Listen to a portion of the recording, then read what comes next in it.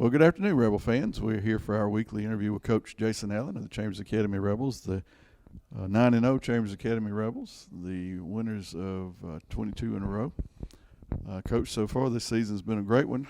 We're now in the home stretch.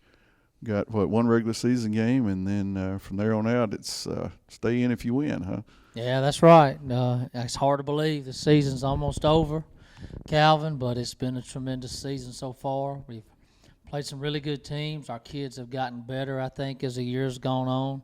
We've had some classic games, and we're getting ready to finish this thing up, hopefully in style, with one of the biggest games I think we've had around here in a long time.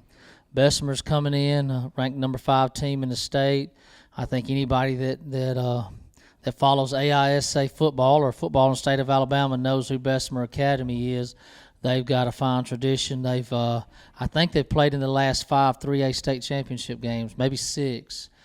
So they definitely have a tradition, a lot of tradition, and they have a great football program. And we got our hands full Friday. Well, they played in 5 or 6, and we played in 4. Is that right? We've been in 4 consecutive. That's right. So it's almost like you can't go to Troy on Championship Friday without seeing the Chambers Rebels and the Bessemer Rebels. Mm-hmm. And now they'll see each other, huh? Yep. I can't remember the last time the two schools played, but I think it was somewhere around the mid-'90s when Bessemer was just starting football, and I think we played those guys for homecoming and beat them pretty bad. Yeah, we're 2-0 all time against Bessemer. Yeah. Probably one of the only schools when they look at their all-time record they have a losing record against is us. Yeah. So they're a much different football team now than they were. Oh, then. Sure. Well, but so are we. So I realize that you've had to kind of and still have the challenge for 2 more days of keeping the team focused. 1A schedule is over. We're region champs, ready for the 1A playoffs, and this is a 3A team, which will be the third 3A team? The fourth 3A team we played. So how do you motivate them? You shouldn't have to motivate kids for a game like this. I agree. It's their senior's last home game. It's senior night. We're playing a great football team, and that right there ought to be enough to get our guys ready. I won't have to say a whole lot Friday night. Good. Well, that sounds coming from you. That sounds encouraging. We're glad to know you got the finger on the pulse of motivation, and you always have the time you've been here at Chambers. We've had some great victories as underdogs, and I think probably even at home, if there was a line on this game, we'd be a little bit of an underdog, I suspect, maybe. Or at least to pick them.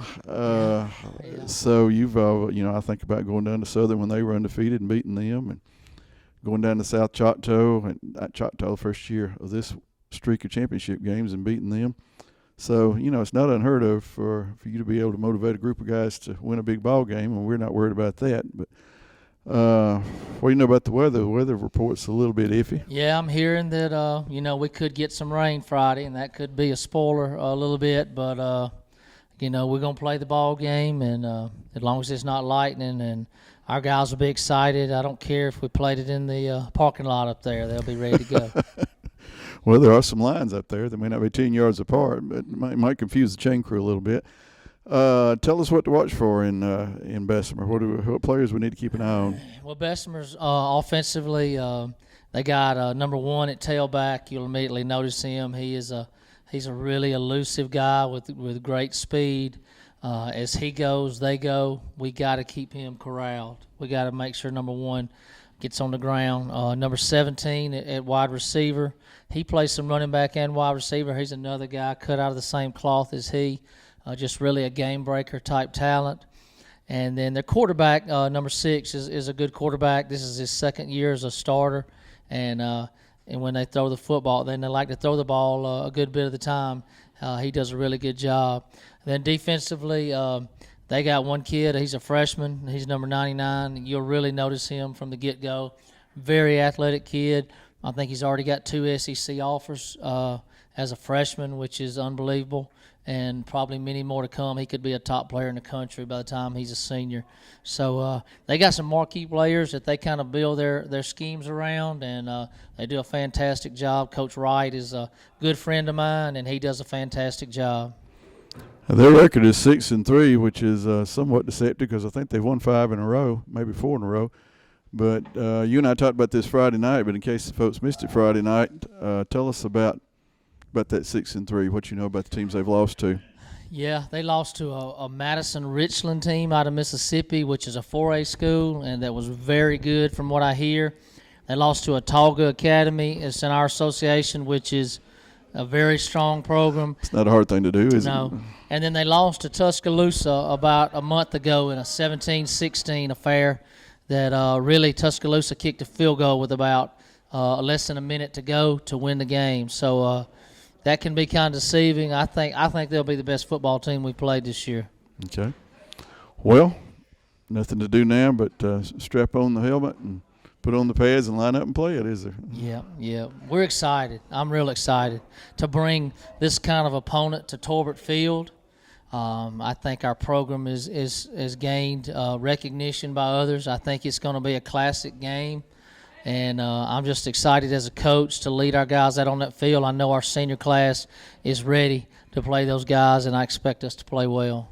Well, let's talk about our senior class. They've never lost a game here at home, but in the regular season, they've never lost a game, period, have they?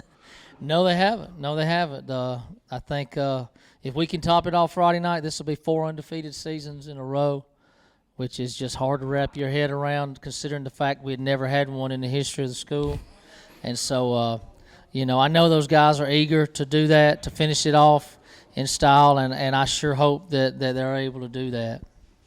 Yeah, if this was college football, this would be a Power 5 game, wouldn't it? No doubt. Big-time game. I think game day would be here if this was a college game. Well, we'll search the parking lot for Coach Corso Friday night. We'll see if he's here. If he's not, then we'll just go on without him. But we can't go on without you folks at home, so all you Rebel fans need to be here. If it's raining, you ain't going to melt. We need you here. I was talking to somebody. We were talking back in the season about the game over at Pickens where it was raining. I had 2 people tell me that was absolutely the worst environment they'd ever been in, but they wouldn't have missed it. So it's not going to be that bad here Friday night. We need you folks here to support the Rebels. These kids need you behind them. One of the strong points that we've developed, particularly over the last 4 years, is a good home crowd environment. I think we've got the best pregame ceremonies and entry technique and routine in the whole AISA because we've now been to several places, and it's a great environment on Torbert Field on a Friday night. And part of what makes it a great environment is you Rebel fans. So y'all have got to be there Friday night. We'll take next week off. Y'all can rest up, and then we'll start the playoffs, and we'll see how far we get on the road to Troy. And remember, it's great to play for the C and the A. See you Friday night. Go Rebels.